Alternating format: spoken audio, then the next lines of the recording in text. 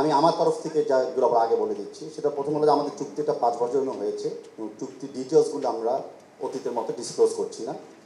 But এতটুকু আমি বলতে পারি যে আপনারা যে প্রশ্ন করেছেন, আমাদের চুক্তিটা কিন্তু ক্যাশ পোর্শনও আছে, কাইন্ড পোর্শনও আছে। কাইন্ড পোর্শনের ব্যাপারে যেটা আপনি শুনেছেন মাননীয় চেয়ারম্যান মহোদয়ের বক্তব্যের সময়, ইউসিবির একটা বৃহত্তম digital media team, marketing team এবং ব্রাঞ্চ নেটওয়ার্ক আছে। তো ওনারা কিন্তু ওই নেটওয়ার্কের মাধ্যমেও যতগুলো অবদান রাখা যায়, কিছু কিছু ব্র্যান্ডিংয়ের মেজার নেওয়া যায় এবং প্লেয়ার আইডেন্টিফিকেশনের ক্ষেত্রে ওনারা কিন্তু ওই পার্টনারশিপে থাকবেন।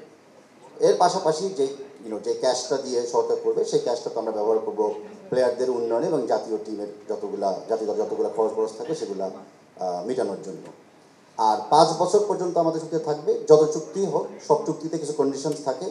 তো আমরা আশা করি ব্যাংক সন্তুষ্ট থাকবে যে বাফুফে এই চুক্তি অনুযায়ী আমাদের কর্মীগুলো আমরা ফুলফিল করছি।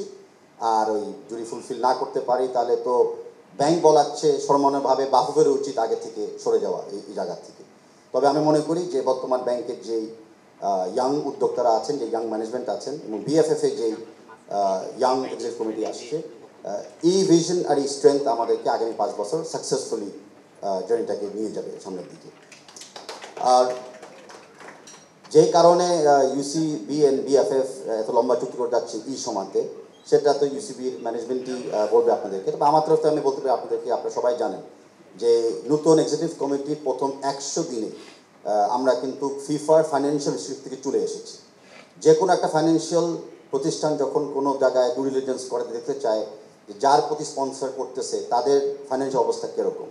তো 100 দিনে যখন ফিফা ইন্টারন্যাশনাল অডিটরের মাধ্যমে বিএফএফকে ক্লিন চিট দিয়ে দিয়েছে 6 বছর পরে, সেটাও তার মানে যে অবশ্যই অর্থনৈতিক সচ্চার আমাদের গতি ফিরত এসেছে।